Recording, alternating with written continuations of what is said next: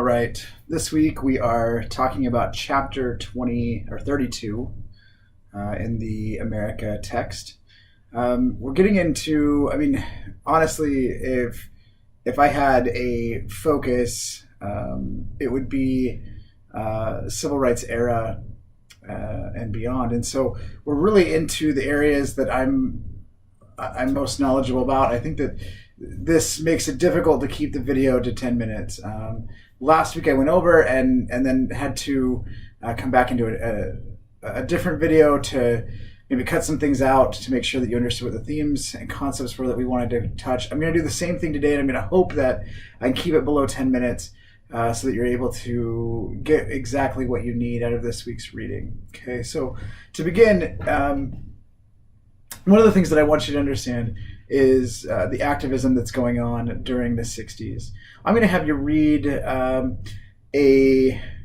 brief chapter from The Eve of Destruction, how 1965 transformed America. And I think that this will kind of give you an idea of what's going on during that time period and a lot of different aspects of civil rights and activism during this time period. However, what I would need you to understand is that the civil rights movement, the African American civil rights movement, led to or sparked a bunch of other movements that came out of that. And so I'm just going to go over a few of those right now so that you understand kind of what happens. You have the civil rights movement, African Americans who are pushing, and all of a sudden other groups start saying, hey, we could do this too. And we're looking for equality, we're looking for rights. And so we start seeing this movement. Okay, women's liberation or the feminist movement comes out of this.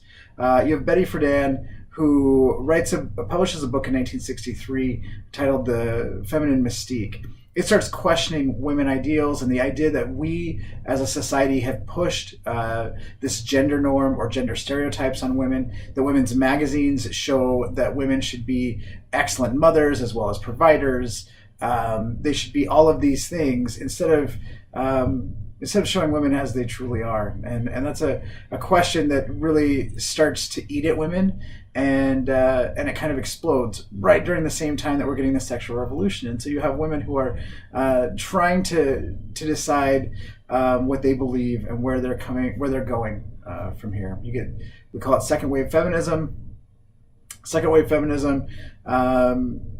I think I believe that it starts with Betty Friedan.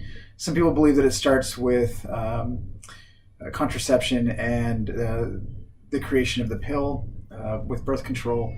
I have posted a video, a song this week by Loretta Lynn called "The Pill," and I want you just to take a look at that, listen to it. I think it's 2.5 minutes long, but it gives you an idea of what women are thinking during this time period, and I think it's fascinating. I also find it fascinating, and this is a subject for another time, but really how women are looking at this at the time period. But Loretta Lynn is a country singer, and how it even kind of reaches into the traditional conservative groups as well, that women are thinking, hey, maybe I deserve to have some more rights or equality. Okay, you get the Native American movement. Native Americans start calling themselves at this point Native Americans rather than Indian American. You have two things that are pushing this: white guilt. People feel really bad about how Native Americans were treated, and that kind of pushes this. But also you get that Native Americans are living in squalor. Their life expectancy is 20 years younger than anybody else. It's pretty devastating. And so you get George Mitchell and Dennis Banks, who start the American Indian movement. They actually take over Alcatraz in protest, to say that they're taking over because in, 1972, 71, they take over Alcatraz under the idea that they found it. They had discovered Alcatraz, and so they create this sit-in. You get the Native American movement that comes out of this. You get the Hispanic rights that come out of this time period as well. One of the most famous is Cesar Chavez. You'll read about him this week. Cesar Chavez starts the National Farm Workers Association, and he's working for Hispanic laborers who are working in farms and trying to find equal rights for them. Okay. You get environmental protection that comes out of this. A lot of people are fighting for environmental protection. That is going to lead us into our next chapter and the rise of Jimmy Carter and him being elected. However, we'll talk about the conservative movement as well next week and how that undercuts Jimmy Carter, President Carter, as well. Two more. You get the anti-war movement. Vietnam is starting to become what some say is a quagmire, and you're getting a lot of people who are really frustrated with that. We're going to talk about the Vietnam War in just a second in more depth, but you're getting anti-war protest. You have protest at Kent State, which then result in the president sending the National Guard, which ends up in lives being killed. I think there's 4 students who die at Kent State, and all due to anti-war protest. Okay. Lastly, you get the gay rights movement. The gay rights movement comes out of this movement as well at the Stonewall Inn in New York. Stonewall Riots is fascinating. You get this inn where gay men have been going, or the LGBTQ community at that point had been going. There's a raid of police that come in and raid the inn, and that starts a riot in 1969. I think that this week, as you read Patterson's excerpt, you could find that 65 is a turning point, but I also believe that you could find that 69 was also a turning point. There's a lot of different turning points. His idea is that 65 is a watershed moment, and you'll see. I'm only having you read a chapter, and hopefully you'll get out of that what I'm looking for, in that the 60s are a very turbulent time. I believe that it starts with the African American civil rights movement and kind of blossoms from there throughout the 60s, which is a fascinating thing to look at. Okay, let's talk about the end of the Vietnam War. So we're in the Vietnam War. We've read a little bit about it up to this point. You're going to read a lot about it here, a lot of the atrocities that go on.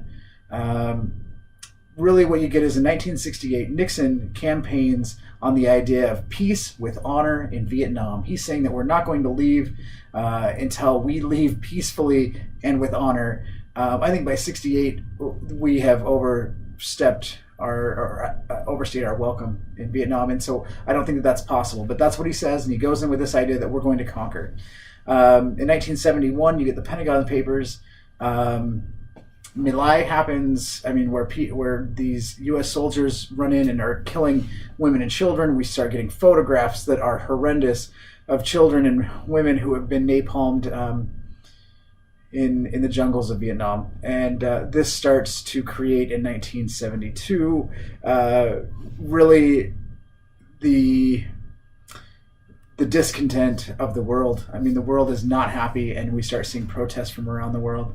A few weeks ago, I judged a national history competition, a regional competition here, and one of the students there played music from the Vietnam War era to demonstrate how the war had gone global, how multiple people were protesting, how the protests had gone global, and how you had a lot of different bands that were playing a lot of anti-war music at that point in time. And that's exactly what happened. So in 1973, you get the American troops pull out. You get North and South Vietnam that come together, and they end the war, and the U.S. troops leave. And 2 years later, the South Vietnam government falls apart, and communists come in and take over the country. And so really our 10 plus years of fighting in Vietnam actually doesn't help us at all. So anyway, that's one of the things that we need to pay attention to this week as you do your reading. Lastly, one of the things that I want to talk about is Watergate. Watergate this year I think is fascinating. There's a lot of different things that go on, but I think that it's interesting to look at some similarities that are going on today. One of those things, well, let's just start that in 1972, burglars are caught in the Watergate Hotel, which is the Democratic Committee headquarters. And eventually the committee to re-elect the president is implicated in that break-in. Okay, and they were trying to get information so that they could re-elect Nixon as president. I always find it funny that the committee to re-elect the president, the acronym is CREEP. I find that hilarious. But they're implicated. Nixon tries as new things come out, you get the question of what did the president know and when did he know it? Nixon tries to block a lot of this information coming out. Number one, the Nixon tapes. He doesn't want those to come out. He goes to court, to the Supreme Court. The Supreme Court tells him that he's got to release those tapes. So in the process of him trying to block the judicial system, there's a public call for him to be impeached on grounds of obstruction of justice. We've heard this recently.